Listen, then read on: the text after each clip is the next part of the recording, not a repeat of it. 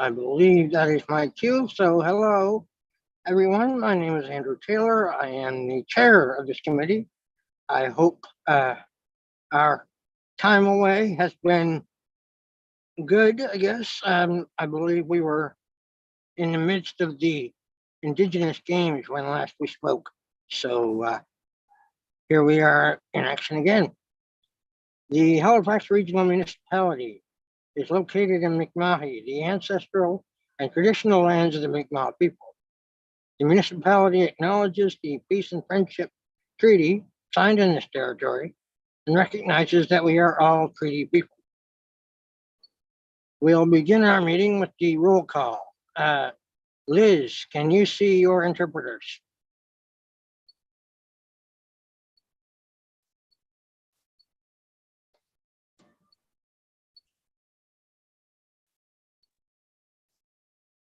Can you all see the interpreters as well? Okay, great. No, April. don't need to ask, don't worry. Oh yeah, just ask if I'm here. Usually, if there's any problems, I'll let you know. I'm just going by my annotated agenda. So thank you, Liz. All right, April, are you here? Thank you, Chair. April has not yet joined the meeting. Okay, Kristen. I'm here. Great, excellent. Miss Mahoney, are you here? Thank you, Chair. Michelle has sent in regrets for today's meeting. Okay. Rochelle, are you here? Thank you, Chair. Rochelle has not yet joined the meeting. Okay. Jordan, are you here? Thank you, Chair. And Jordan has sent in regrets for today's meeting. All right. Councillor Diggle Gammon. Good afternoon, Mr. Chair and fellow members and staff. My apologies for being 2 minutes late to the meeting. Quite okay, Councillor. Councillor Purdy. Good afternoon. Yes, I am here, ready to go, and I was only 1 minute late. The competition continues. Councillor Russell, are you here? Good afternoon from wonderful Lower Sackville, and I think I was on time. Good to know, sir. Good to know. All right, approval of the minutes. Do we have any edits to the minutes of the July 24th meeting?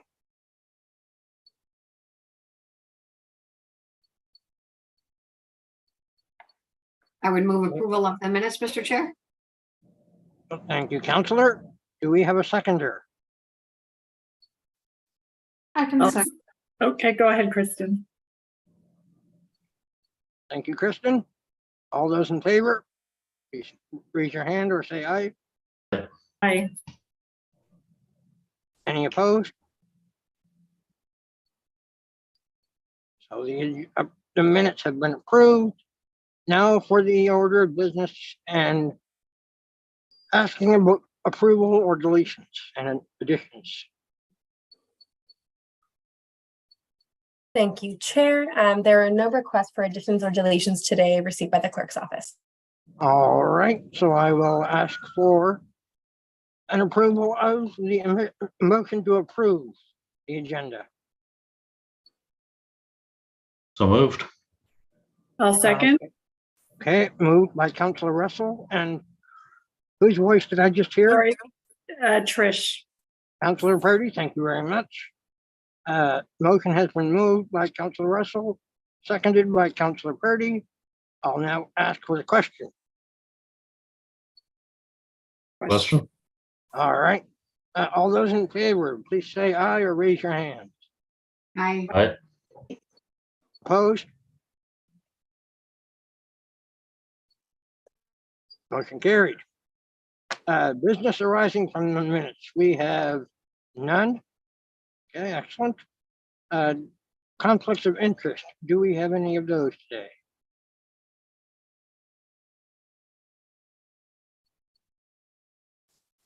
Hearing none. Consideration of deferred business. Is none. Correspondence.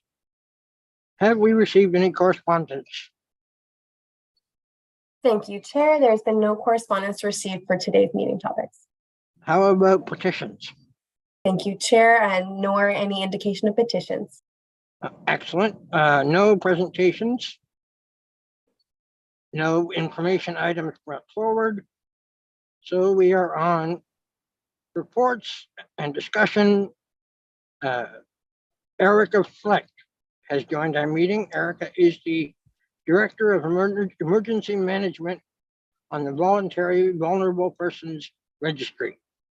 After Erica's presentation, she will be available for questions, and I will proceed with the speakers list. So Erica, you have the floor.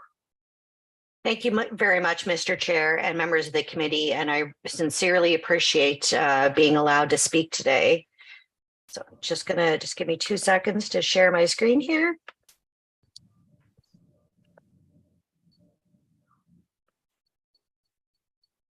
Annie, are we looking good there? You're all good. Okay, perfect.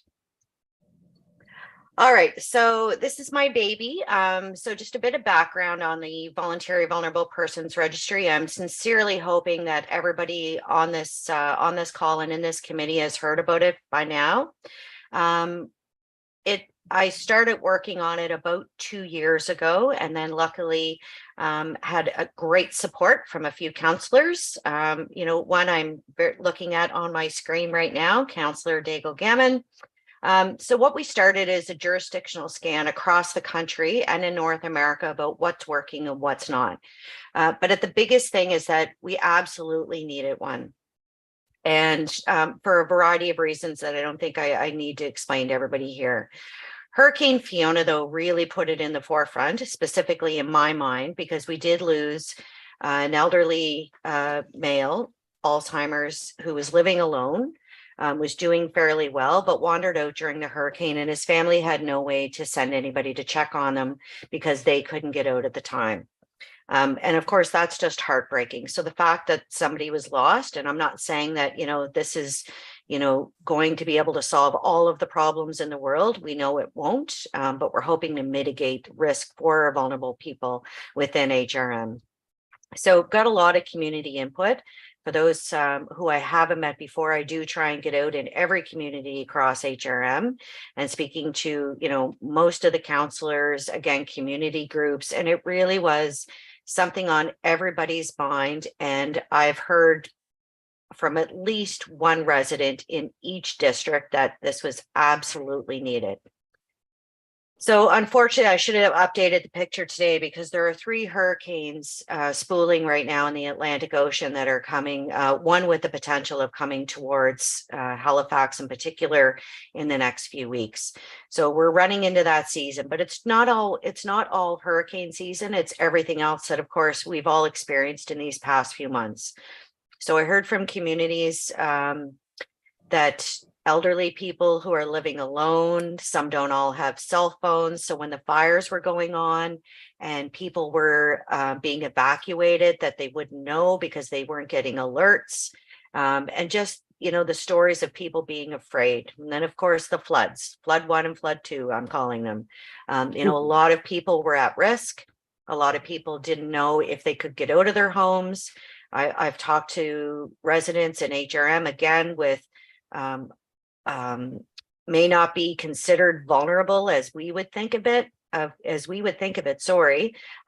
certainly vulnerable when it comes to, what we're looking at and the criteria to be able to help them during, times of crises events. So the registry would be available to any resident without 24-hour support. And so we learned a lot of this. Again, I talked about the jurisdictional scan, in particular, Sault Ste. Marie. They've had theirs pretty well the longest in Canada, and they're very, very active. It is not run by the municipality. It is run by an outside agency, so it is a little bit different. But we did have a lot of meetings with them, a lot of discussions, and really shared their experiences of what worked and what didn't. And of course, you can't have any cookie cutter approach. So I did massage it to work for HRM. So as you'll see on your screen there, it's meant for those who experience severe difficulty with mobility, vision impairment, hearing impairment, developmental disabilities, cognitive impairment, mental health conditions, or anybody that requires electricity for life-sustaining equipment, such as dialysis, oxygen. And this is a very common one in hurricane season because we have long extended power outages. And we do expect more power outages to come this fall and then into the winter. This is a critical item. And we do notice that Nova Scotia Power does have a critical care customer list, but it's not always kept updated, and they don't have the resources to check on residents, so they end up sending them to me anyway. So we thought this, again, just adding on this piece as we go through. So those who are not eligible, so again, residents that are requiring 24-hour support from a caregiver or home aid, but we can look at exceptions. So what it's meant for, like nobody living in long-term care or supportive housing or special care option homes, they would not be eligible. Residents under the age of 18 and receive, again, parent guardian support, but there's always going to be exceptions in these categories, and it really will be individualized. So met with a lady in the Beaverbank area, and she has a child with intensive needs. So yes, she provides 24-hour care, but we know that she's going to need help in an emergency because she just doesn't have the capacity with just her and the child to be able to get them out of the house safely. So I just want to use that as an example to show that we know that there's going to be give and take of every situation here. So the process. So it will be self-registration. And I say self-registration, that could be by the individual or it could be by the parent or the caregiver or somebody else. So for example, if we use an elderly person who has maybe, just beginning of maybe some dementia problems, things like that, the family can register them. And what we've heard from the elderly communities, specifically to me directly in a few different communities, is that, people in their 90s and they're quite happy to stay at home, and their children are checking in on them, and they're quite comfortable with their parents living alone and remaining in their houses, but they do worry that in an emergency that they wouldn't be able to get out of the house quickly. So again, just as an example of self-registration or those that can be signed up. So there will be an online form, or it could go to 311, or it can come directly to the emergency management staff. Once that initial process, somebody applies, then they need to be screened for eligibility. So we do have a questionnaire that would be, again, that would be a phone call or email. We need to work out those things, and I'm going to ask for your input today from the committee to be able to go through the screening to make sure that they are eligible. And then they would be input into our platform. With that, we have to have them sign up for HFX Alert. And I'll explain a bit about that and why we need to do that and how it's going to work. And we are also working with IES on integration. I apologize. I just realized there's a spelling mistake there. As we go down the road so that it can be put into the computer operated dispatch. So if there is a 911 call, then it would be also annotated in there. But that piece is not complete yet, but it is going down the road. And they would be categorized by risk for hazards. So again, I talked about, hurricane season because it's right around the corner. So for example, anybody who requires power for life-sustaining equipment, again, as I said, dialysis, oxygen, things like that, then they would be prioritized as number one during a hurricane. And then we would, base it on different events. So if for evacuation, we would look at for anybody that's in a wheelchair, for example, they may become priority number one, during an evacuation because it may take longer, more resources to be able to get people out. So just things like that. So it's not one event specific. We'll go through and categorize our vulnerable residents who do register by the crisis so that I'm thinking that we'll have, a large number of people that will sign up so that, we do have to prioritize and make the list so that depending on what event we have, that we can very quickly look at how everybody is laid out across the municipality as well. So with that, so when an event occurs, so when people self-register and they sign up and we go through the process and we get everything in, then again, I mentioned that they have to sign up for HFX Alert, and we will do that with them. And the reason for that is with HFX Alert, I can create lists. So we use it a lot internally. So we'll create a list. So let's, again, using the hurricane scenario, we see a hurricane coming, we'll send the list, we'll send an alert, to the list of people to say, for example, hurricane coming, expect it within the next 3 or 4 days. Please ensure that you're good to stay in your home, shelter in place. Please let us know that you're good, and you can press 1 that you're good and press 2 that you need follow-up. So say we have 500 people. Again, it's the press 1, press 2. That way we can prioritize right away, call the number 2s, for example, that may need assistance or have questions. And then again, we would send another alert, during the event, check on people, press 1 if you're okay, press 2 if you need assistance. And we do the same thing after the event. And that's when we really start to look at prioritization. So again, those long-term power outages, so we know right away, we can look at where the individual lives. I always have a Nova Scotia Power rep sitting beside me, during hurricanes. I can go through the addresses saying these are the critical people. If they're not going to have power, then again, we go out door to door, and then we start making those individual phone calls. But again, every event's going to be a little bit different, and how people are prioritized and how we check on them. And again, I put in there door to door as necessary. So again, just depending on what the needs are of the individuals, of the residents, and then we go from there. And a minimum biannual check-ins and validations. So what we'd like to do is every 3 months, but at a minimum twice a year, that we'll be validating the information with everybody. Are you still living in the same place? Do you still have the same needs? Has anything changed? So we need to be kept up to date if we have to change our response to assist people. So outreach. So things that I've worked on so far is public health. Sorry, I should have spelled that out. And Department of Community Services. So I work very closely with them all the time. So we have some brochures that are done up that we're going to start pushing out once our staff person is hired, which is this week. I'm so excited. And churches are obviously our local counselors. And public messaging. So I am looking for some suggestions on public messaging to make sure that I get it right. And the deaf and hard of hearing, I'm struggling on the best way to both for intake and the best way to reach the community as well. So I am looking for some assistance on that. And if you can't give it to me, if you could just point me in the right direction, I would really appreciate that. That is a gap in what I have right now. And what am I missing? That's really it. Again, I'm looking for everybody's input here. I'm hoping to get, I'm not perfect. I'm sure I've missed something, and I would love your feedback. So that's all I have. And I'm hoping I get lots of questions. Questions we shall.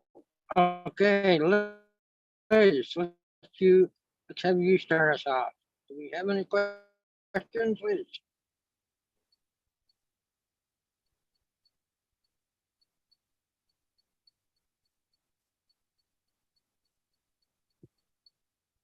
Well, I have lots to say. So maybe well, yeah.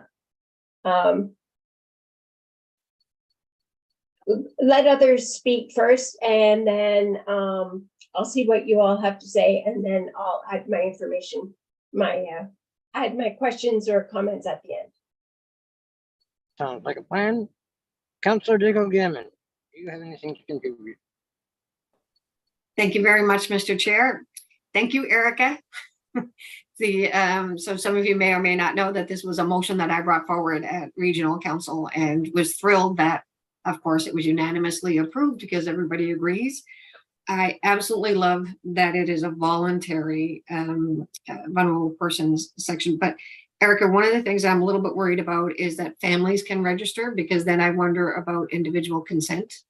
And so I know that that's a very delicate piece right? So, because some individuals may not want to self-identify, but their parents might. And so how do we bridge that gap between someone imposing their judgment on an individual? So making sure that it's truly voluntary is very important. So we wondered about that. The other thing that I'm just a little bit more concerned about, and I know that it's only one option, which is using the phone and Halifax Alert during Fiona, because I have a very rural part of the district.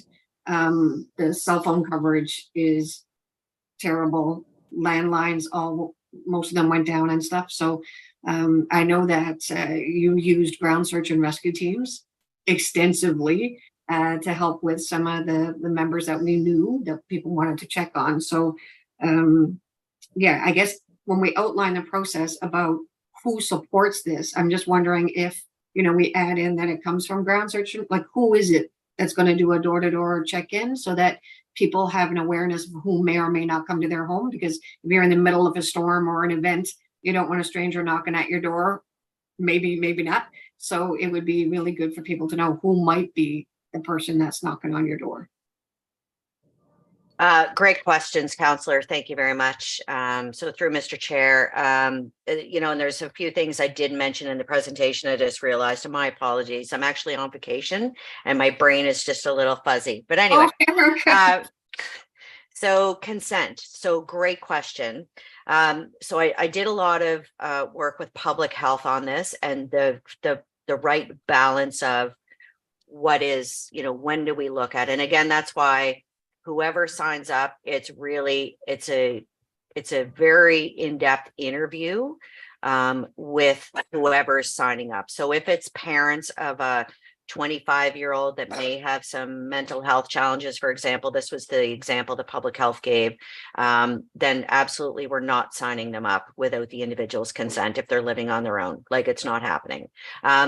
So we're expecting that will happen quite often, that those are the ones we're going to get, and we will not be taking them. So again, when we have, if we get something on a 98-year-old couple that's living alone and they don't give their consent, these are the ones that public health said they would work with us individually to say, maybe they should be signed, maybe they shouldn't. And again, it's a fine line there that I don't have the right words to be able to explain it, but I hope that makes sense, that it really is individualized based on the information that we have, the interview that we do, and working with public health to be able to assist us.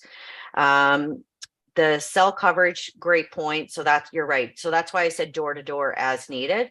So it will be ground search and rescue, our joint emergency management volunteers. It could be fire, it could be police, it could be RCMP. So out of those 5 groups, that's what we have that will be doing the checks. But one of the biggest things that I did mention that I really should have is the privacy concerns. Yes. So there was a full privacy impact analysis done by our privacy folks. I have that approved. So for example, everything that comes in, only 3 people have access to that information. And that is the person that we're hiring, a backup, and then myself, and that's it. When we send people out door to door, if we need to, then all they get is an address and a first name. And just please check on Kathy. Please check on Bob and make sure that they're okay. And that's all the information we give. So everything is held very tight inside. IT is, of course, working with, all the security protocols and everything that we have so that nobody has access to it, and all the normal things. So my apologies, everybody, for not talking about that, because that is one of the most important things, is people's privacy and how we deal with that. So I think that was all of your questions. It was, Erica. Thank you, Mr. Chair. Could I have one follow-up question, please? Absolutely, Councillor. Thank you very much, Mr. Chair. Erica, the one thing, people that are not eligible, those with 24-hour service, and when I think about my background and having worked in support of persons with disability, intellectual disability, there are small option homes that would be staffed, evening. And so their support structure might be a distance away from them as well. So it's not the individual, but I'm just wondering how we might look at small option homes at 3 persons or less, for example, that might if it's a night and they only have one staff person on shift, and then they might need some help. I'm just wondering where that might lie. Could that be an exception? So I already tracked them. So I have a list of all the small option homes in HRM, hundreds of them, and I already have them mapped. So what I do is if there's an event or if there's an emergency, as soon as I go into my GIS platform, I draw the circle. I have a list of all the homes, how many residents are in there, what the disabilities are. So I can and I've been doing that for a couple of years now. We just don't Excellent. advertise it yet. Excellent. Thank you, Erica. You're very welcome. I should have known you were on top of that. Thank you, Mr. Chair. That's all my questions. Thank you. I'm going to jump in for a second because I just had a brainwave and I don't want to forget. Independent Living Nova Scotia. I am on the board of directors for that. And I believe, Erica, that Sherry Ernst is a contact for there. If you want to reach out to her, she might have some ideas about what they could be involved with if you need their assistance. So Sherry Ernst, and I can get you her contact info if you need it. Yes, All right. please. I'd really appreciate that, Mr. Chair. I didn't know about them. Thank you. I'll send it to you following the meeting. Thank you. All right, I'm going to go Councillor Purdy now. Thank you, Mr. Chair. And thanks, Erica, for this. Well done. Great work. And Councillor Daigle Gammon, of course, for the motion. Excellent. So my question is the timeline. When do you think this is going to be rolled out? And also who will be doing the follow-ups with this program? Like who will be going door to door? Like how will those volunteers be? Where will they be housed? Where are they coming from? How will they be vetted? No, thank you, Councillor, through the chair. So, sorry. So for timeline, so doing interviews tomorrow and the next day for the voluntary vulnerable person. I can't remember what we call them. Anyway, the person that we need. So interviews happening. So we hope to have them hired like ASAP. So obviously by the end of the month was my goal. And then we're ready to roll. So the IT side is already done. We have our communications packages done. I just don't want to roll anything out until the person's hired, so that the last thing I want is somebody to be signed up and then not be ready to respond immediately. So within a couple of weeks, everything's written, we'll be sending everything out. And again, it's just really getting the message out there, wide and far across the municipality. As for the volunteers, as I mentioned, it'll be ground search and rescue, our joint emergency management volunteers from the volunteer side, and then for police and fire and RCMP. So all of our volunteer members are screened. They all have criminal records checks, vulnerable sector checks, and they are all entered and covered by the municipality under our risk and insurance program when we do call them out. Thank you. Thank you very You're much, very welcome. Mr. Chair.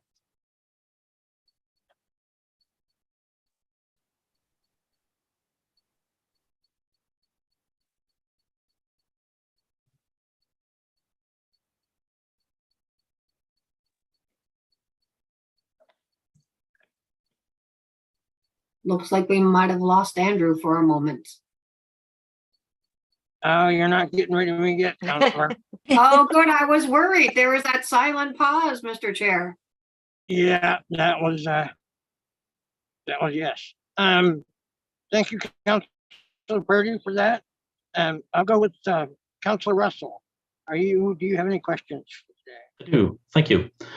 One of them hadn't occurred to me before. I'm curious, by the way, Erica, please don't vacation like I do. Please actually take time off. And it's good to see you again. I saw you on the weekend when you were on vacation at a community event. Thank you for that. How is the list maintained? So someone is we're going to put a huge push out now to get people added to the list. That push is going to have to continue so that, we let new people to the community, or people who newly require this to be added to the list. So there's going to have to be some sort of continuous advertising or something. I'm not sure what.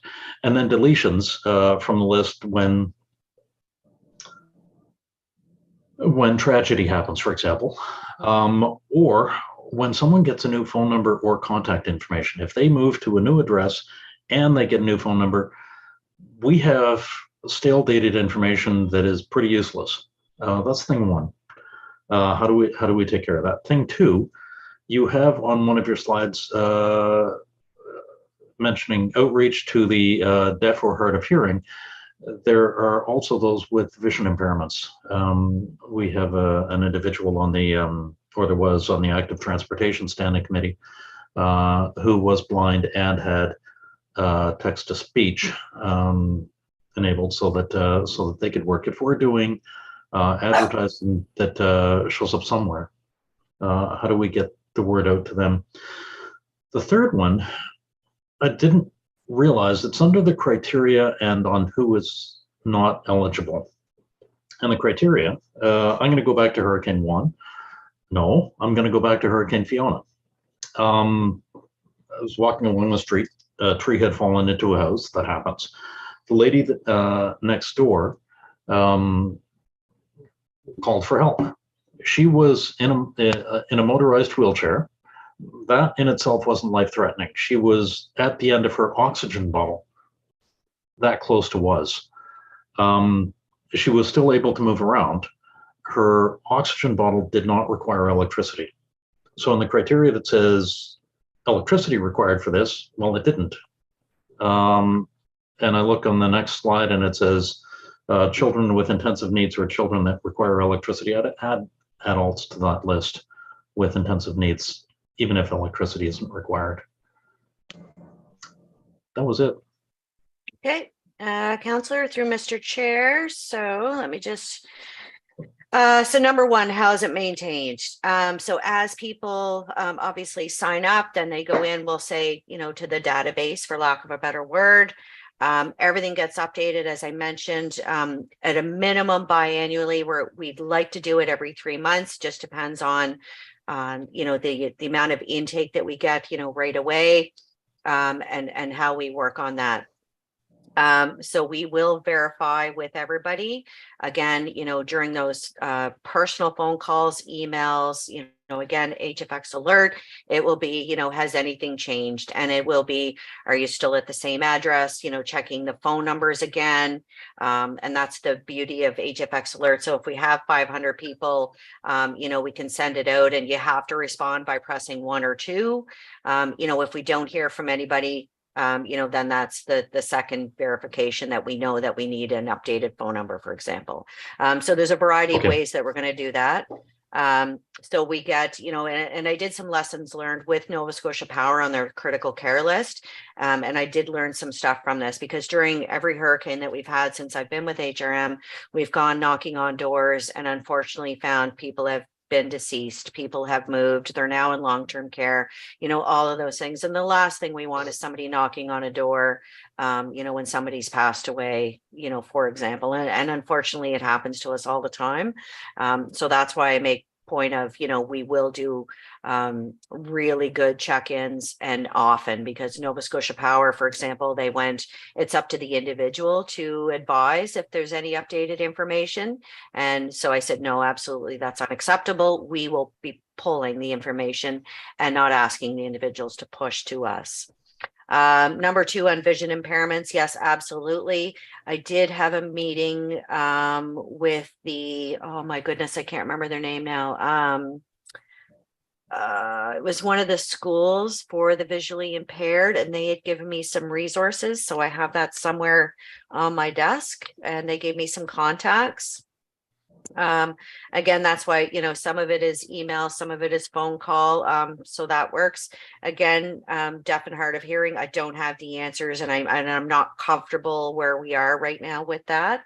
But for intensive needs, yes, 100%. So that's why I said it will be individualized. There's no, yes, here's the list of, what we do and what we don't, but there will always be exceptions to that based on the individual. Super. Thank you. You're very welcome. Thank you, Counselor. Kristen, do you have any comments? Hello. Just one kind of follow-up from what Councilor Russell had mentioned. Reaching out to some of the community-based organizations, like I know the Spinal Cord Injury Association of Nova Scotia, like every new client speaks with their social worker who should be aware of programs like this. So kind of looking out for those specific organizations that would fit within this. My only other question, and it's question, comment, food for thought, not sure. Has there been any consideration on language aside from the term vulnerable? Like, is that what the term that everyone is using, or is there options aside from that, knowing that some folks kind of feel it's a bit paternalistic related to disability, but knowing the context, so just putting it out there. I don't have a solution. I don't have a recommendation, but yeah. Thank you very much, Kristen, through Mr. Chair. So I agree. I do not like the term vulnerable in this instance. However, with the jurisdictional scan and talking to, I spent a lot of time with public health and Department of Community Services and other part of a group just for everyone's situational awareness of all my counterparts across Canada. We meet every month, and this is the term that everybody's using. So it was sort of, I'll say, approved in Canada for what we're doing. I don't love it, and happy to change it if anyone has anything better. But it is what we did come to consensus with that is acceptable. That's probably not a great answer, but it's the answer I have. I'm sorry. Hopping. You don't need to apologize. I just putting it out there. But no, thanks for kind of giving the context. You're very welcome. Okay, June, do you have any input or questions? Thank you, Chair. No, because this is the first time hearing about this. I didn't know there was anything going on for, when there's a disaster to help people that need the help to get out. Usually what we do in my area is we just do a neighborhood watch, but I think this is a much better way of doing it, that people would get somebody coming to the door. I would hope with identification, because as a senior, I don't let people in, or I don't open the door. And so for somebody who has vision issues, they would have to have some kind of identification as to who they are. Thank you, June, through Mr. Chair. So great point, and I hadn't thought of that. All of our volunteers do have identification, but I'm wondering what would work. I'd ask for some suggestions here and through other ways. What do you think? You're talking to me? Sorry. Yeah. Yeah. Okay. Sorry. I would say contact the CNIB. Okay. A lot of clients do read Braille. And those who don't probably have a little bit of vision, but showing a badge, quite often, somebody will just flip a badge up, show you, and that's it. A person would need to look at it properly. If it's Braille, then they need to obviously touch it so that they could read it. But I would contact the CNIB and get their input on that. Okay. No, thank you very much. That's a really good point. Thank you. You're welcome. Okay. Having finished those, Liz, do you have any additional comments or questions? Yeah, sorry about that. I'm just, I was happy to, hear all the comments and get a little idea of what people are thinking. I really liked Kristen's comments about that word vulnerable. I'm the same way. Like, it's almost like nails on a chalkboard when I hear that. I really don't like that word being used for that. And I feel like people might hesitate signing up for it because of that word. Yeah, I was even thinking about like programs in the States they use different terms other than vulnerable, maybe people at risk, or I don't know, something like that.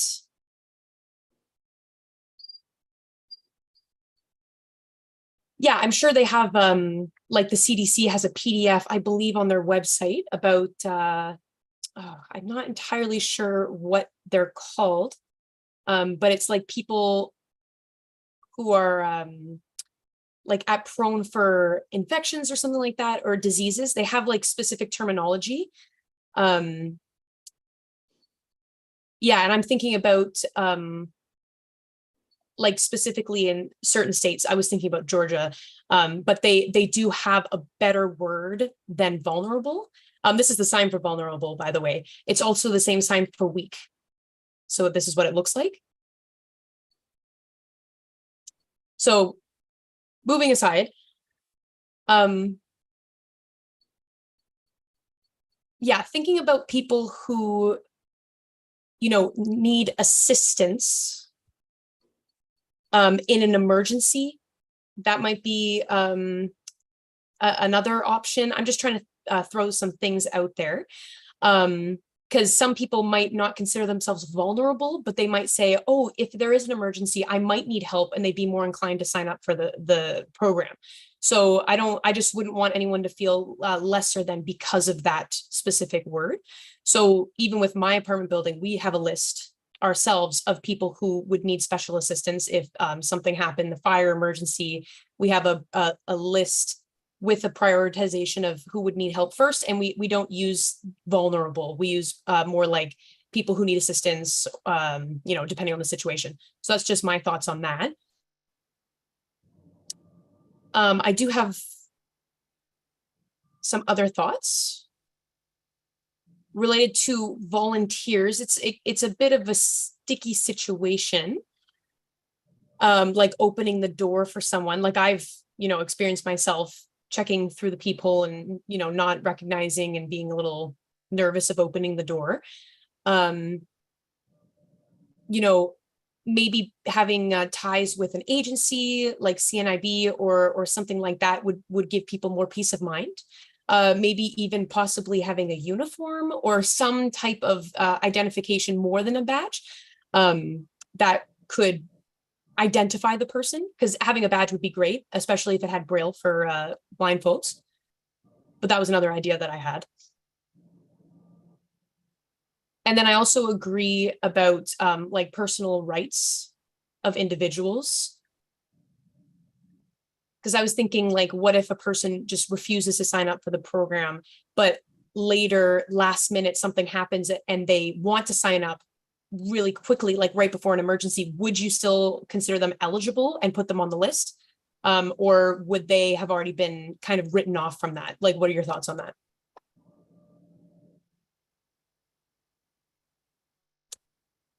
And I'm also curious if HRM has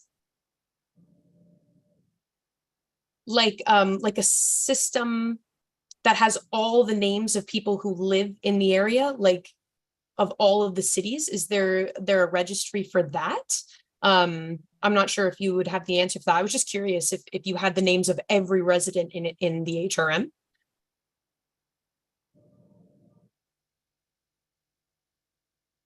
And then once again, I just want to emphasize, I really strongly recommend changing the word vulnerable.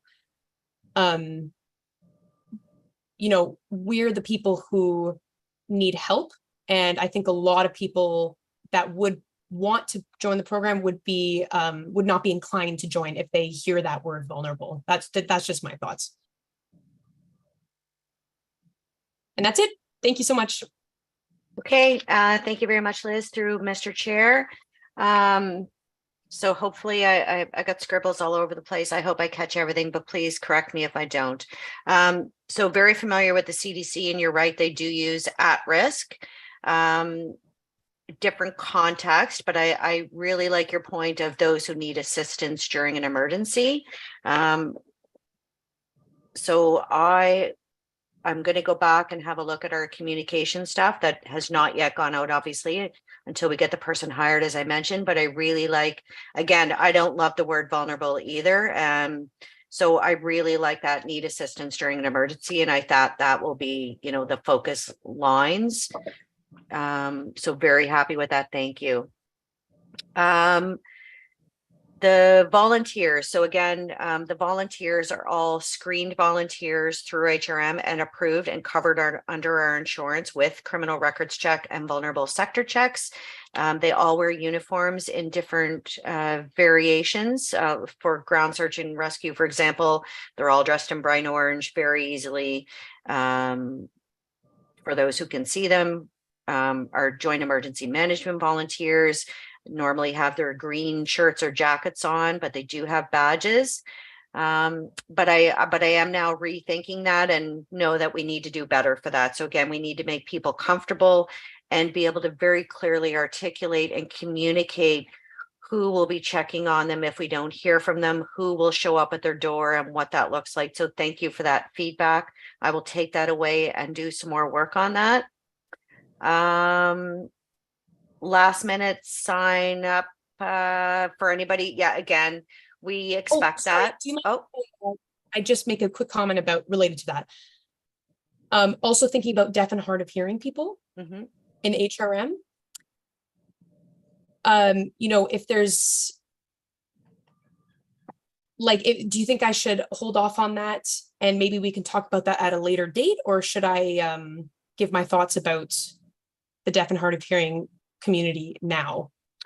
Well, I would love to have a longer meeting about that, if that's okay, because I really, that's the area that I see the biggest gaps in, that I do not have any contacts or expertise in that area. So I would love if we could meet separately, but happy to do it right now. I'm just cognizant of the time for the group as well. Yeah, sure. I can, we can meet another time and, you know, because you know, I have connections in the community. I see where people work and the practices that they have and all of those things. So yeah, like what you know, how deaf people manage different emergency situations like fires and evacuations and things like that. I don't have necessarily like what organizations do specifically in writing, but I do know some common practices. So yeah, if you'd like to talk about that, I'd be more than happy to. Yes, please. I would beg you if you could. I've been struggling to find some resources. So this is fantastic. And if there's any community meetings that I could attend or learn from in addition, like whatever you want to throw at me, I am open to everything. Okay, will do. Sorry. So yeah, the last minute sign up. So we do expect this to happen quite regularly. We know that there's going to be, you know, a hesitancy for people to sign up from, you know, whether it's the language or they just don't want to, they don't see a need. And then, you know, say there's a Category 3 hurricane heading for Halifax, and then we know there will be last minute scrambles going, you know, we should have, yeah, you know what, I should have done this and I need to get on this list now. And so, of course, we do expect that. That's lessons learned from every jurisdiction that I've talked to. And so we are prepared for that and prepared for, you know, a good upswing, you know, just before events. And then the list of every resident in HRM, no, again, privacy, we don't have access to any information. And I'll give an example of this, which is really frustrating, but very positive at the same time. During the fire, we had no way to reach residents. We didn't know, we had addresses, but I couldn't know because of privacy. I didn't have access to any information on any resident in HRM. So it's completely voluntary, again, when people give us their information and the way that we collect it and protect it for every business unit in different ways. So I hope I hit everything. Yeah, thank you. Thank you.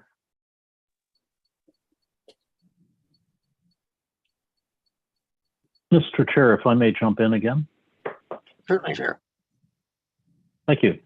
I had left a note in the chat, and I'm simply wondering about those who English is not their first language.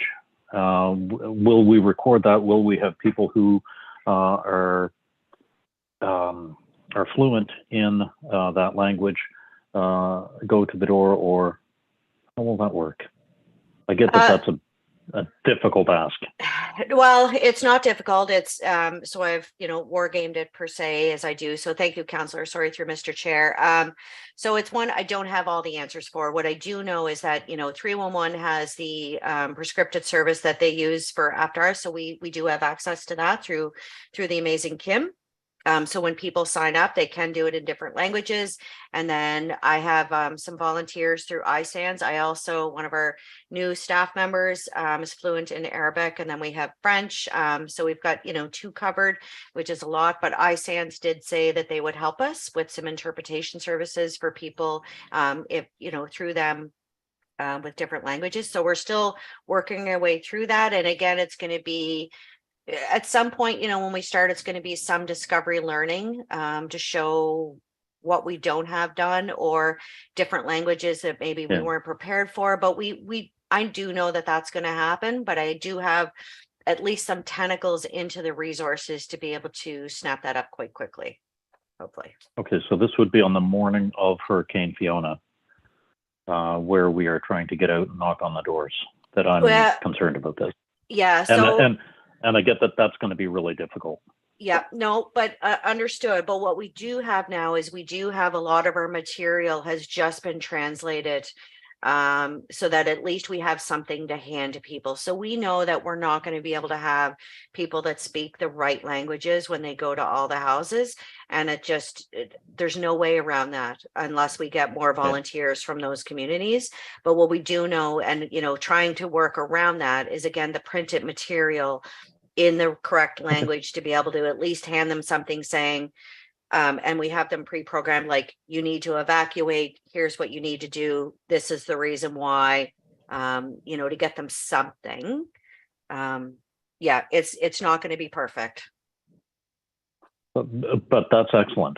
Thank you very much. You're welcome.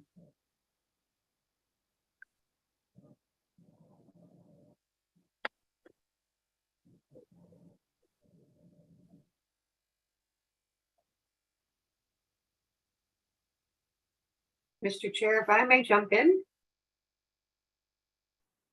Yes, yes, Councillor Russell, you can enter the discussion. Thank you very much, Mr. Chair. Erica, during the flooding and visiting some of the properties, I had a recent experience with a gentleman from the Ukraine, and he used an app on his phone that translated all the languages, and it made our communication almost seamless. Even though he didn't have any English, the translation app that he had was fantastic. So I'm wondering if we can look at some technology that might be available, or apps that we'll be able to provide to people for translation services, because it was great. We had a conversation for, the better part of a half an hour, and it was good. Thank you. Yeah. Councillor, through Mr. Chair, that is a fantastic idea. Thank you for that. It's funny because I use that myself in other countries and just didn't even think of it for here. So thank you for that. And may I ask, this is Liz, what is the app called? If I can jump in, one of the ones that comes in a lot of places is Google Translate.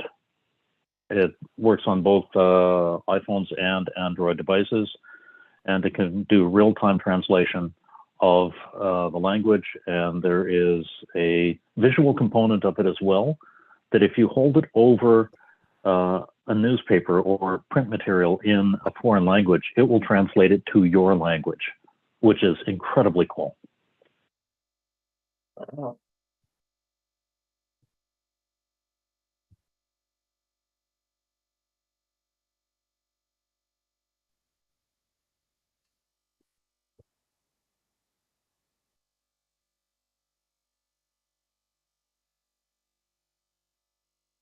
Okay.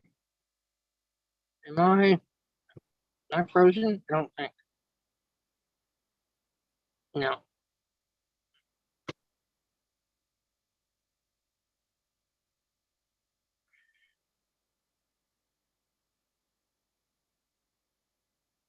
Pardon me, there's some there's some children out here that I don't want to include in our discussions, so I'm keeping myself muted.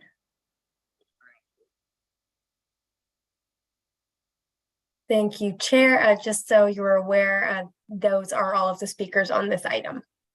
Yes, thank you. Thank you for that. And thank you, Erica, for your discussion.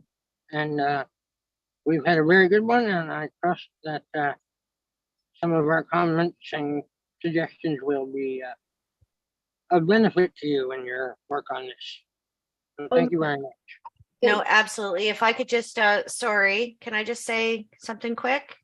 Certainly. Thank you. So Mr. Chair, members of the committee and other guests here, thank you again so much. This was so helpful to me. You know, the feedback that I was looking for, the suggestions, I have a lot of follow-up to do and I really appreciate that. And I specifically am really looking forward to spending some time with Liz so I can get better educated and how we can move forward with this. So I just want to lastly say, for anybody who comes up with any ideas, or if you think of something better in how this is rolling out, or, you know, when we start, if you see any gaps, please feel free to reach out to me at any time. I am always open to comments, suggestions, and criticism. So please send them my way. And again, thank you very much, Mr. Chair. And Liz has a question. Oh. Do you have her contact information? If I may, I am working through Annie, and when all that information, contact information has been collected, it will be disseminated to all persons who want it. Thank you. All right, thank you. And yes, Erica, thank you for your presentation. You may now return to your vacation, hope. Well, thank you very much, Mr. Chair, and everybody. Have a great day. You too. You too. You too. Okay, next on our agenda, we have Cassidy Yocha. She's the Inclusion and Accessibility Specialist. She will be joined by Angela Green. They are with the Director of Recreation Programming, Recreation Funding Access Program. Following the presentation, both Cassidy and Angela will be available to answer questions. Cassidy, you have the floor. Thank you so much. It was just being a little bit glitchy there for a second. I think it was because I was just being added on to share my presentation. So I think I should be good now. All righty.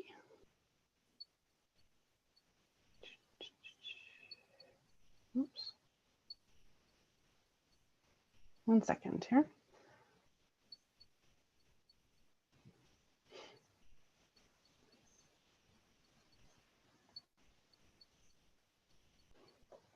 There we go. Can everybody see that okay? Yes. Okay, thank you very much. Thank you very much, Mr. Chair. So I'm just going to chat a little bit briefly today about the Recreation Funding Access Report that was originally motioned through Regional Council. So it was, the motion was that Halifax Regional Council direct the Chief Administrative Officer, COA, to provide a staff report, including reducing barriers to recreation for vulnerable communities, including the barriers to using the Recreation Funding Access Program through the Affordable Access Program. So what I'm going to kind of discuss today is not necessarily the full in-depth details of the report. I'm going to discuss some barriers that we've found either through kind of discussion with community groups or through my own discussion with residents that are applying for the programs.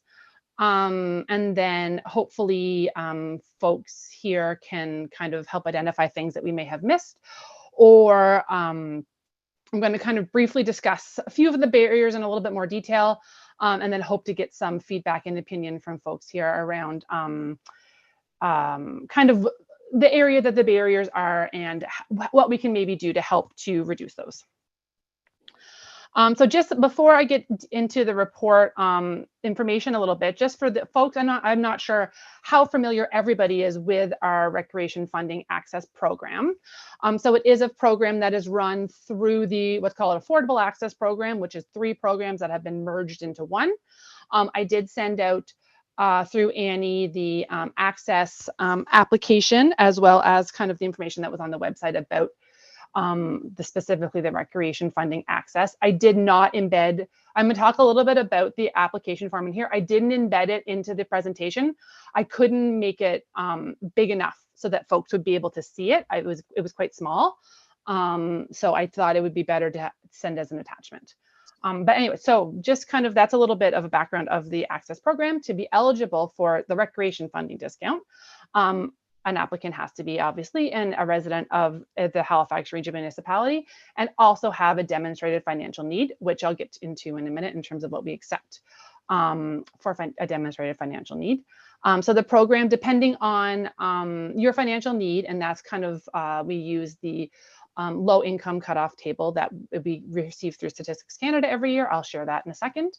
The program will cover 50 or 100% of the total cost of memberships and programs at Halifax Regional Municipality run recreation centers. And I stress the run recreation centers because currently we don't cover programs offered through our multi-district facilities, which would be like Canada Game Center or Zatzman Sportsplex, as those are run, the facilities are owned by HRM, but the programs are run kind of outside of HRM recreation programs. They have their own discount fee assist programs. They're different for each kind of facility, but they do have their own programs. There's no limit to the number of programs approved that applicant can register for. So they're able to register for as many programs as they would like or have memberships in as many facilities. The discount is placed directly on their HRM recreation account. So there's no cards required. You don't have to go in and use a login information. It's placed right on your account. So when folks register, it's applied directly at checkout. Or if you're registering at front desk, it would be applied directly at that point. Here's the low income cutoff table. It varies based obviously on the number of people in your household. So it can go from obviously 1 person to we have up to 7. And then we have a chart that if there's 7 or more people in the family, we would add on a certain amount of money for the household income. And this comes from directly from Stats Canada, and it changes every year in January. So every year, folks from the finance department will send us a new updated table that we will then use. So currently, in order to apply for the discount, you need to have a completed application form and a notice of assessment from the current tax year for all adults over 18. And if there's any children under 18 in the household, we also ask for the Canadian Child Benefit Tax Statement that includes your household income and the names of the children. And that's just to verify that everyone in your household, we have something to document that everyone is in fact in your household. But we also, acknowledging that it's in itself can be a barrier for folks, we have added additional layers of what we would accept for proof of financial need. So for folks who are refugees to Canada, we accept the Welcomed in Halifax card, which is a card that's given out in partnership with iSANS. We also accept a letter from iSANS. iSANS will have a letter for folks that say that they're participating in some of their employment programs in order to qualify for a bus pass. And so we have extended our program to accept that letter as well. And then additionally, we also will accept referrals from community clinicians that work with the applicant or the family. So that would be new immigrants, clients referred from Nova Scotia Health, Department of Community Services, IWK, Schools Plus, school social workers, or any Sorry, youth for the specific interpreter, programs. can you just slow down a tiny bit? Oh, yes, I'm so sorry. I have talked very quickly. I apologize. We also offer programs targeted to specific neighborhood and residences and individuals. So if there's for example, like the Chebucto Connections, which works kind of in the Chebucto area. If there are family support workers that are working directly with the family and are able to speak to their financial need. We also have a partnership with the Youth Advocate Program. So a youth advocate program client, and that's a program that serves at-risk youth through kind of Halifax Parks and Recreation. They would get a staff that would work directly with that family one-on-one. Those workers can also send in a referral to our program. So the Recreation Access Program has been a part of the Affordable Access Program since 2019. And it was created partially in response to the 2016 Statistics Canada census, which indicated that Nova Scotia had the highest level of child poverty in Canada at the time. Nova Scotia is still currently reporting one of the highest levels of poverty in Canada at 9.6%. Based on Statistics Canada report from 2020. And then the latest statistic I could find for HRM and specifically was from 2021, and there's a high overall poverty of 8.2%, and visible minorities and first generations Canadians have a significantly higher chance of being classified as living in poverty. So in a jurisdictional scan that we had done through other recreation discounts in other municipalities in Canada, we had found that we are currently the only, and again, this is what we had found so far, so I don't want to speak to every single discount program in every municipality. We were not able to find another one that offers a similar discount to us, where there's no limit in terms of programs that you're able to register for. Most either offer 50 or 75 or even 95% discount, limit the amount of programs that folks can register for. So like one program in the fall, one program in the spring, or have a monetary limit associated with that program. So for example, the City of Toronto currently limits it for each child under 18, $625 for the year. And for each adult, I think it would be less. I believe it's like $250 for the year. And that's renewable every year. And our program is also renewable every year. Folks just have to reapply. So I'm just going to get into a little bit of the statistics, and I apologize if you're not a person that enjoys kind of statistics. It just kind of speaks to some of the barriers that I'll be discussing in a little bit in the presentation. So in the 2022-2023 fiscal year, so that runs from March to April, there were 1,312 applications processed for the funding discount. And those applications, as you'll see in the next slide, it will say there was something along the lines of 3,000 discounts that were placed on accounts. So obviously in each application, there can be as little as one person and as many as 10 to 12 people per kind of household. And of those 1,312 applications, at the time, so at March 31st, 2023, 150 were classified as rejected. So that would be 11% of the total applications received. And the reasons for rejection, most were missing some paperwork or had the wrong paperwork. So they were missing their notices of assessment. They were missing their child tax benefit. Some had the correct paperwork, but were missing an account on our system. So in order to place the discount on our system, folks do need to set up an account. And they can do so either themselves online, or they can visit the recreation center, and the front desk staff at the recreation center can assist with that, or they can call our recreation line as well. And only 0.06% of people that applied didn't meet the financial requirements. And then because obviously we don't have a deadline for the Recreation Funding Access Program. So folks are welcome to, if March 31st rolls around, April 1st, if they send us the correct paperwork, for example, they send in the notice of assessment that we're missing, we would just approve their application without them having to send in an additional application form. We just need one application form every year. So 14% of the people who were classified as rejected at the end of the fiscal year had submitted the correct paperwork in the next fiscal year and were approved. And another thing I just want to mention that's not on this slide is that with the application form that lists all three programs, 53% of the folks that were rejected had applied to taxes or transit.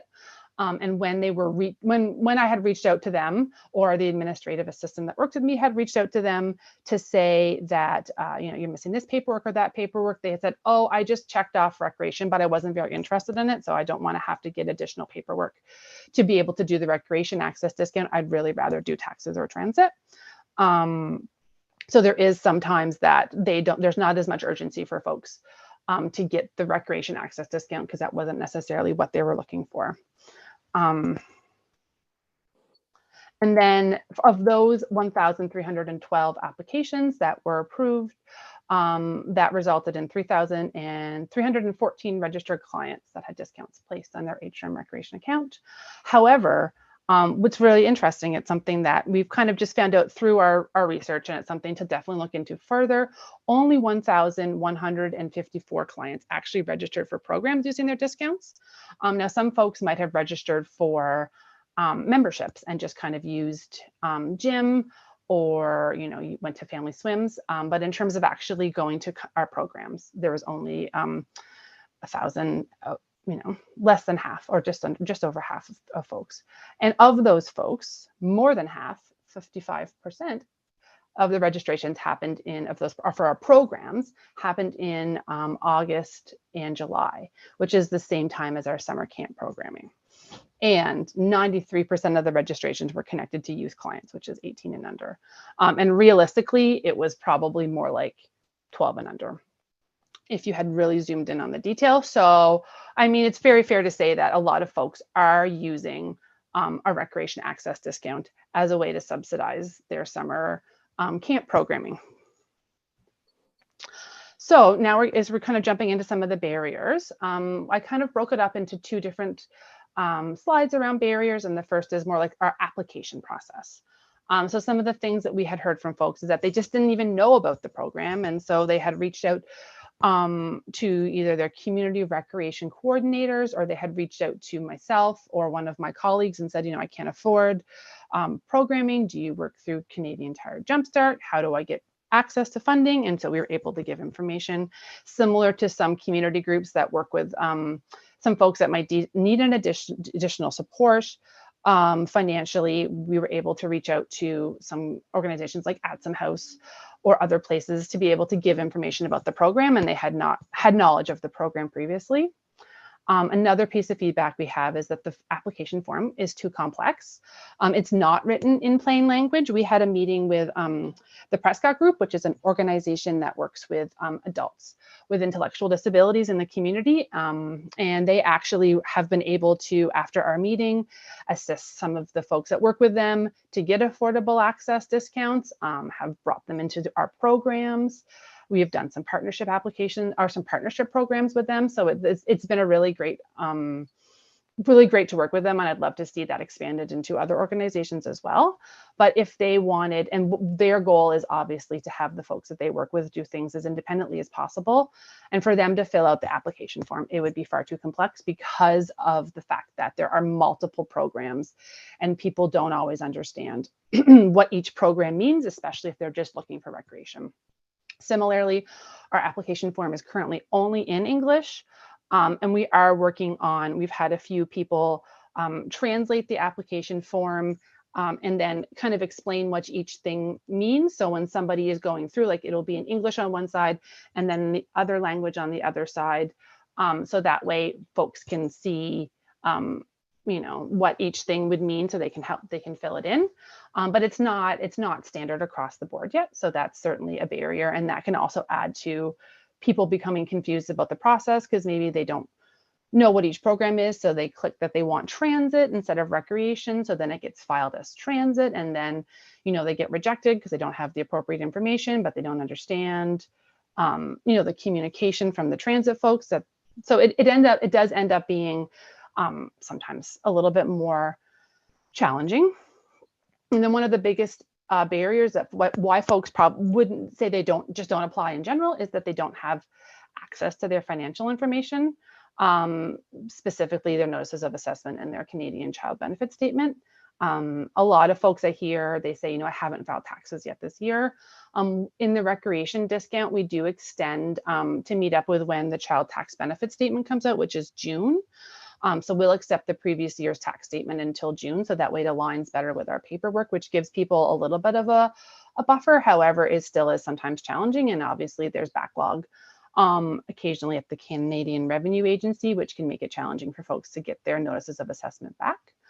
Again, or they file their taxes late, or they don't have easy access to the notices of assessment. A lot of people do have the ability to go online, and we've accepted screenshots. We accept lots of different kind of proofs of folks' notice of assessment, but that's still not the most accessible. Some people don't have access to internet, or we all know, if you get locked out of your CRA account, you have to wait for something to come in the mail to get it, blah, blah, blah, blah, blah. So, and then trying to call CRA on the phone can be a challenge. And then we also work with folks who have not yet filed taxes in Canada. They don't qualify for the Welcome in Halifax, or they don't have a relationship with iSANS, but they don't yet. They certainly would have a financial barrier. And so some of these things can come up, which folks are being rejected to our program until they can file their taxes. So there's something that we're looking at to see how we can improve access in that way. And then another barrier, which I'm sure folks have heard about if you have registered for any particularly child-focused program with HRM Recreation, is our registration process. So our programs do fill up very quickly. They're very popular. They're one of the most cost-effective programs, camp and otherwise, sport programs, PD day camp programs. So they do fill up very quickly. And a lot of folks, especially if they're new to HRM, don't always understand our registration process. So registrations happen at a specific date and at a specific time. And we do our best to reach out to community groups. We've hosted sessions with community groups with Schools Plus and other organizations to explain the registration process, to help walk through the steps. I've certainly met with individual residents to kind of help them walk through the steps on how to register. What's the best way, how to find the barcodes of the programs that they're looking for, and where to put them in online, or what phone number to call, or what time to get to the recreation center. But as I said, the programs fill up quickly. And one of the things that we've discovered within the last year is part of that is that we have seen an increase in no-shows to our programs. Or folks registering for multiple programs in the same time frame. And what that does is sometimes it can artificially look like our program is full with somebody registering, but who might actually not have, any real desire to go to the program, or they don't let us know that they've changed their mind and they're not going to go to the program. And so their spot, Monday, Tuesday, especially for day camps, their spot can sit unused. So I wanted to dive into this a little bit deeper because this is becoming an issue that we're seeing more and more of as the Affordable Access Program does become more popular. And it does become a barrier to participation because we have a lot of our camps have lengthy, especially for camps, also for swimming lessons, and also really any of our popular programs. They tend to have lengthy wait lists, and our community recreation coordinators are fantastic and will, the second someone calls and says, I'm not coming to the program, they've reached right out, or the administrators reach right out to the next person on the list and say, oh, and get somebody in that program right away. But if they don't have a heads up that someone's not going to attend, obviously, then that program spot can go unfilled. And then if they know on the Wednesday, or they know midway through a soccer program, for example, it become more challenging to fill it because people don't want to start halfway through a summer camp or halfway through a soccer program.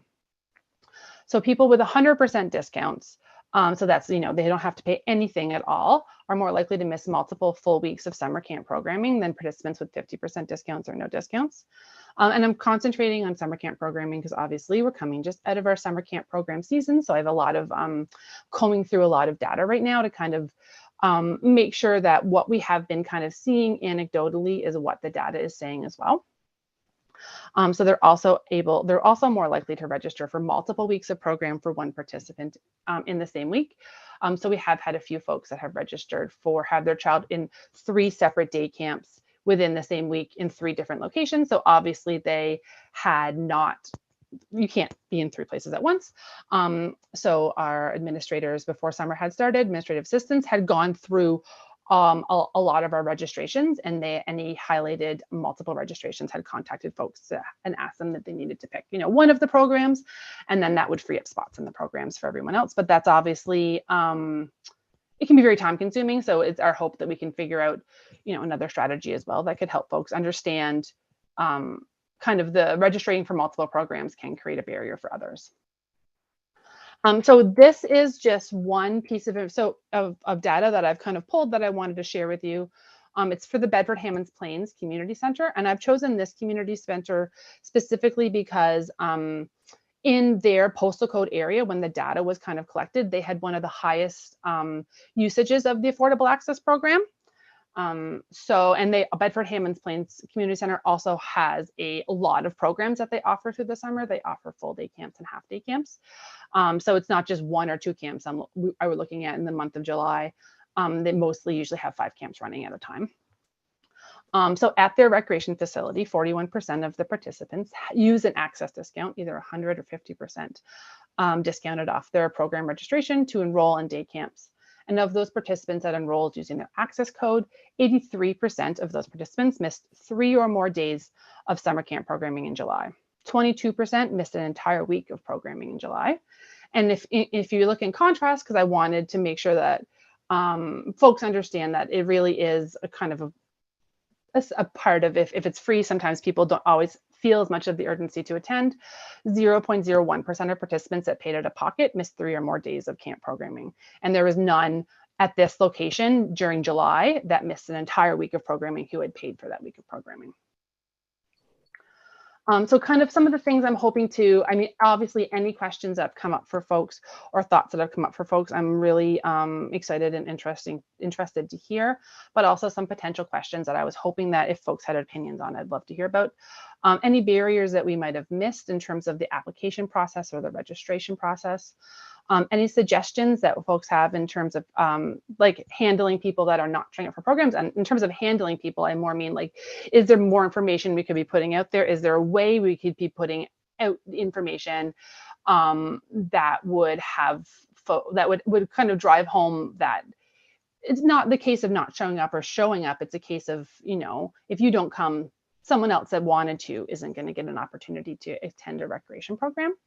And then is there any other ways that we feel like we can get the information out to the community about this program? Maybe you knew about the program, maybe you didn't. Currently we use social media, we use our website, and then I've been in contact with some community or a variety of community organizations. But as we all know, there's a wide range of community organizations out there. So if anybody has any other thoughts around getting information about the program out to the community, I'd also love to hear that as well. And just quickly before I get some questions or some comments from folks, so the next step for our report is I'm going to get the feedback from you folks and the Accessibility Advisory Committee. I'm also going to be reaching out to other appropriate committees, and then the completed report is be scheduled to be delivered currently in October to Regional Council. So I'm going to stop sharing now, I think. And then, yes, I'm ready. All right, perfect. So I am ready to take any questions or anything anyone might have for me. And I apologize for talking quickly in the beginning. It's something that I can catch myself on sometimes. So thank you very much for letting me know. That's quite okay, Cassidy. I do the same. So, thank you for your presentation. So let's begin our discussion. Liz, would you like to start for us?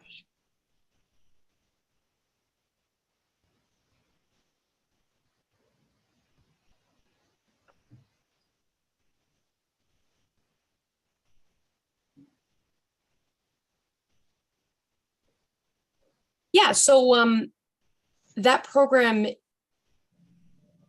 is the first time you're using like that testing system, right? Or have you been using it for a long time? Has this been implemented for a long time? The program has been around like in like kind of a shared program between taxes and transit and recreation, has been around since 2019. I think previous to that, there was a recreation access discount that was funded by the municipality for a short time. And then previous to that, the municipality had used funding partners. So Canadian Tire Jumpstart was one of the funding partners. However, they had a lot of limitations to what they were able to provide. They didn't do any funding for anyone over the age of 18. So by HRM taking over the funding, we were able to expand the criteria to ensure that anyone that qualified would be able to receive funding.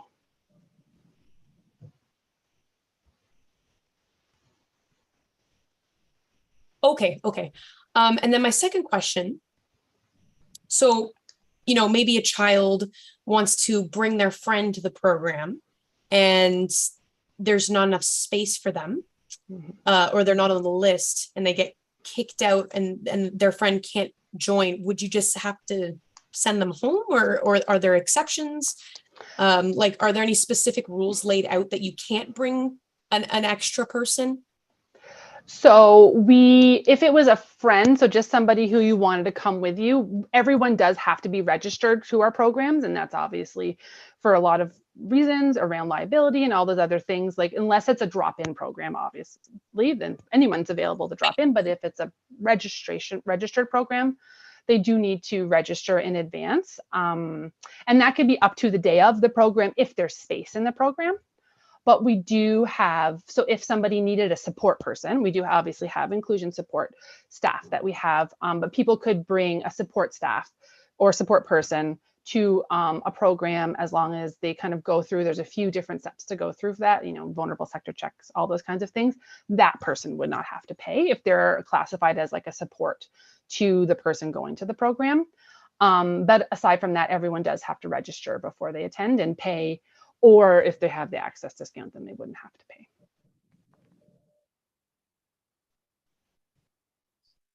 Right. Okay. And then last question. So will HRM be providing interpreters for those programs if there are any deaf youth or hard of hearing youth that decide to register and sign up, and even swimming classes or camping day camps or anything like that? Would they be able to provide interpreters? So if you might have remembered, the last time I was here, I was presenting on our pilot program that we're hoping to put forward to council to be able to be approved for expanding our services for deaf and hard of hearing folks in our programs, and it was approved. Yay! So we're going to be starting to work on that very shortly in terms of putting working groups together, doing some community consultations. But yes, absolutely, that's our goal, to be able to have a streamlined way that folks can, if they're looking to register for our programs, they can also request to have an interpreter. I don't have a lot of information on it yet because it's obviously still in the very early stages.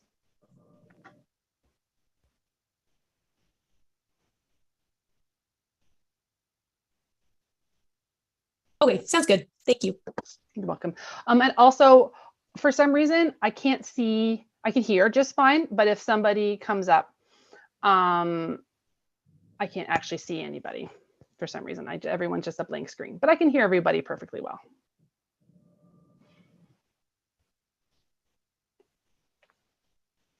Great. Thank you, Liz, for your comments. Councillor Diego Gammon, do you have anything to contribute to our discussion? Thank you very much, Mr. Chair. Thank you for the presentation, Cassidy. Always great.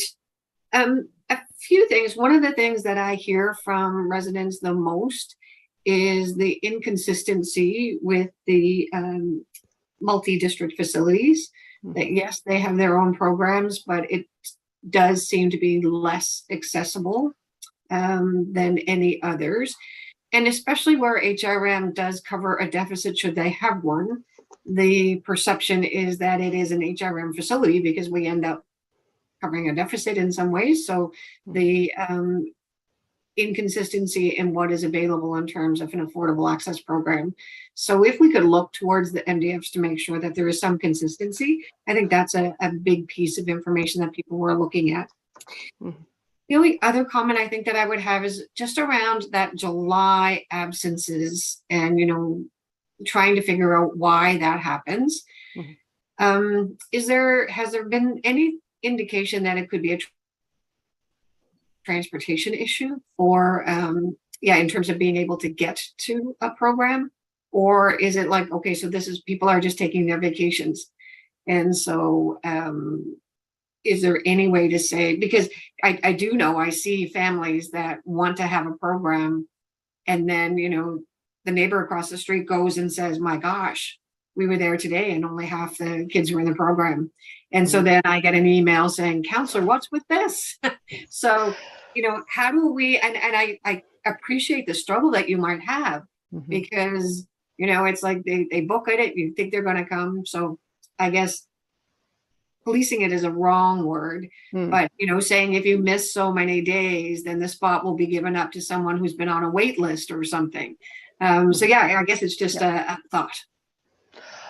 Oh, and I completely agree. And I think that part of it is policy or guidelines, sorry, from our end, in terms of making sure that we have a good guideline that's been created and going through our best practices committee, and then having something that's available to the public to have, you know, a guideline around that. Based on what I've kind of heard anecdotally, I've not reached out to folks, and I think it might be a good even to do, you know, a select few from each community to reach out to some folks who had missed a great amount of time to just do a touch base.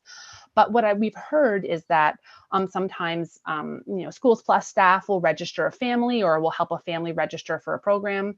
And then when it comes time for summer, you know, the kiddo doesn't really want to go. Maybe they want to go to like 1 day a week of a day camp.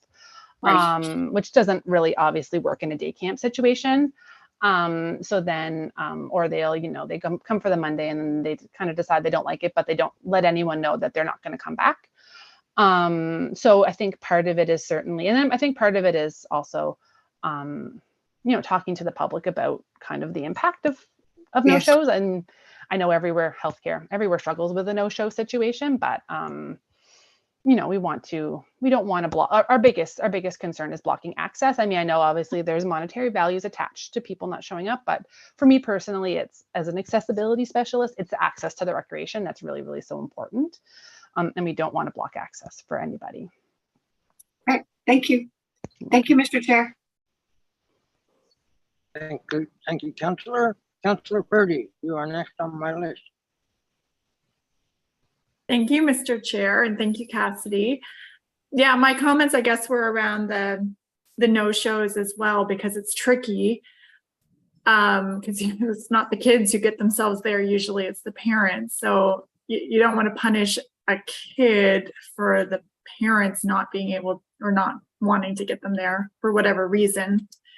And so I was going to ask if there has been communication with the families or the youth, the kids that are the no-shows, to find out why. I think if we could get to the bottom of the why question, I think that might help in directing future policies for this, because on the other hand, you don't want to see all these empty spots when there's families that really need daycare options for their kids, right, when they're working. So yeah, it's very tricky, delicate balance, but I think communication is really key. Maybe incorporating that into the intake process, just to let the families know that this is a spot that is highly valued by so many families, and if it's not going to be utilized, that the communication should really happen sooner rather than later, so that another kid can come in and take the place. Because I know not every kid even likes day camps, right? So it might be a good, well-meaning you know, option that's offered to the family or to the kids, but they might not want to do that. So yeah, I think communication is a big one for that one.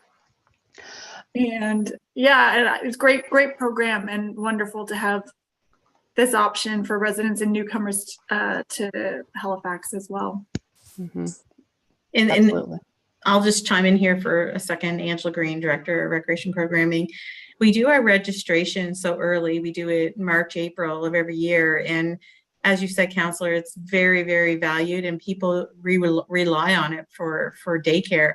And the problem is, if they don't get into the camps that they're looking for other options. So the first week of camp, if there's a number of them, I know with March Break Camp last year, I think it was in Cole Harbour, actually, there were less than half of the kids actually showed up for the camp. But we don't know that they're not going to show up until they haven't shown up. And then you go to the wait list and people have made other arrangements. So there's people that are potentially affordable access people that can't get access, and there's people that are paying people that don't have access. So it's really frustrating for us to see these camps that are not full, because we want to be able to accommodate as many people as possible. I wonder if the week before there could be phone calls made to all of the the registrants. Is that a word? There's thousands and thousands of families, so I don't know who would do those phone calls. It would just, I don't know if we would have that, the Emails? resources to do that. We potentially could send emails out. Yeah, I bet you that would help increase the reliability a little bit. I do know that each family the week before camp begins, as a family that uses camp and also runs a camp, they do get an email. Every family gets an email, like a welcome email that says, welcome to HRM Nature Camp. Here's some things you need to bring, bring your lunch. Here's some forms you need to fill out, either fill them out and send them back or bring them with you on the first day to fill out. And I do know that and again, this is anecdotal information. Unfortunately, those emails sometimes go to spam. Those emails don't always get read, but it could be worthwhile adding some information to, if your plans have changed around your summer camp participation, could you please let us know at this following number as soon as possible? Yeah, that's it. That's a good. That's a good. Okay, so there are emails going out already. Okay. Yeah. Well, thanks for the program. I know for those who do use it, it's highly, highly appreciated and valued.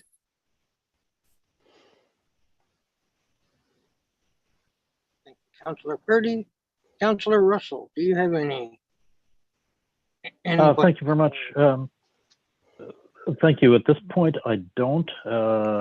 Things seem to be okay. I have heard the typical set of concerns that you would expect to hear about prices and about some of what was mentioned earlier about the lack of continuity across or I guess consistency across the MDFs. We are fortunate here in Lower Sackville that we don't have an MDF. We have the Sackville Sports Stadium, which is owned and managed by HRM. So it changes the game a little bit here.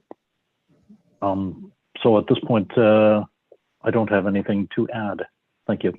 Thank you. Thank you, Councillor. Kristen, do you have anything you'd like to bring forward?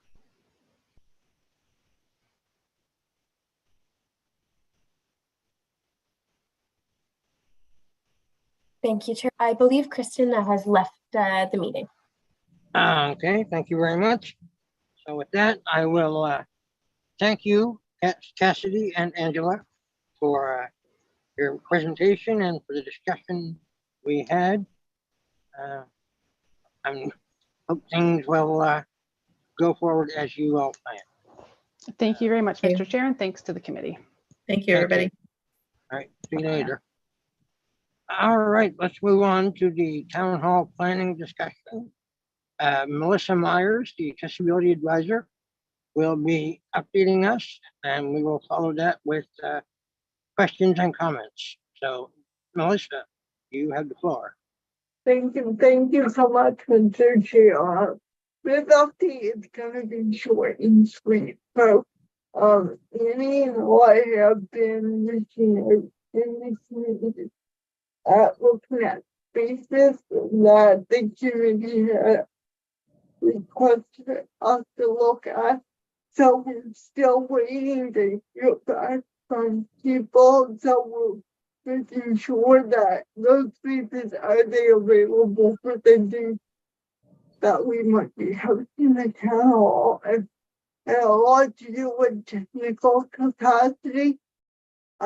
So like I said, we're waiting for people to get back to us. So we're hoping by next month we'll be able to give more of the updates to the committee. I think it's been a lot of people on vacation mode, so just taking a little bit longer to get back but Mr. Chair, I'd be more than happy to take any questions if the committee has them. I will definitely do that. So let's begin with Councilor Diggle Gammon. Do you have any discussion issues? No comments at this time. Thanks, Melissa, for the update. Hey, Okay, Liz, do you have any input or discussion? Just one short question.